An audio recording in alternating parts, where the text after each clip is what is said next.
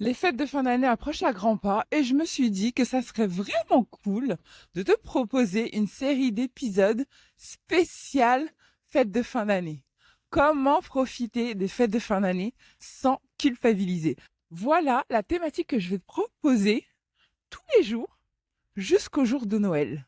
Ouais, c'est mon petit calendrier de l'Avent, spécial cadeau de fin d'année, où je vais te donner tous mes meilleurs conseils pour vivre les fêtes de fin d'année de manière sereine, sans culpabiliser, sans te prendre la tête parce que tu as mangé des chocolats. Bienvenue dans ce nouvel épisode du podcast Réussir sa perte de poids.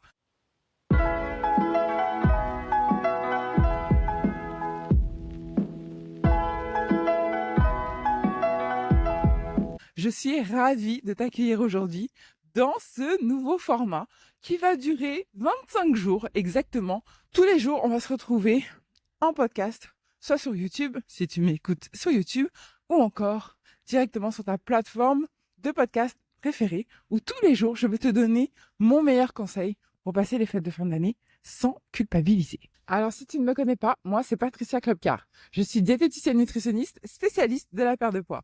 Ma mission, c'est d'accompagner les femmes dans leur perte de poids pour qu'elles se sentent enfin belles et épanouies dans leur corps. Alors, comme d'habitude, je te propose de m'accompagner durant ma petite marche matinale.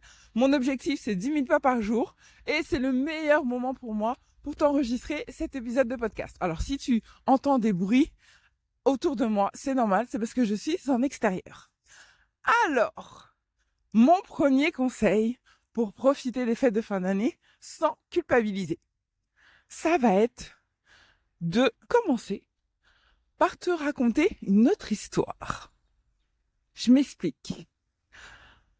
Avant même que tu vois la bûche sur la table, avant même qu'on te propose les chocolats Ferrero, Mon Chéri, Kinder ou quoi que ce soit d'autre, tu es déjà en mode panique.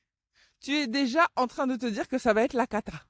Tu es déjà en train de te dire que tu vas prendre du poids et que ça va être n'importe quoi. Eh bien, si on commençait déjà par programmer un autre logiciel. Parce que qu'est-ce qui va se passer?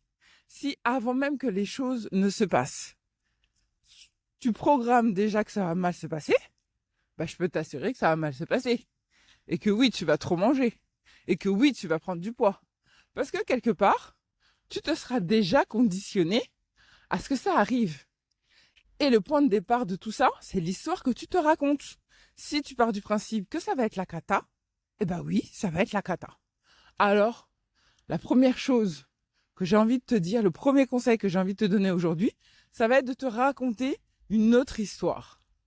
Commence à juste imaginer les fêtes de fin d'année comme un événement lambda où tu vas manger des choses bonnes, qui te font plaisir, oui, qui sont peut-être un peu plus copieuses que d'habitude, oui, mais que c'est pas ça qui va détruire tout ton équilibre alimentaire. Que ce n'est pas cet événement qui va te faire prendre 5 kilos à la fin de l'année.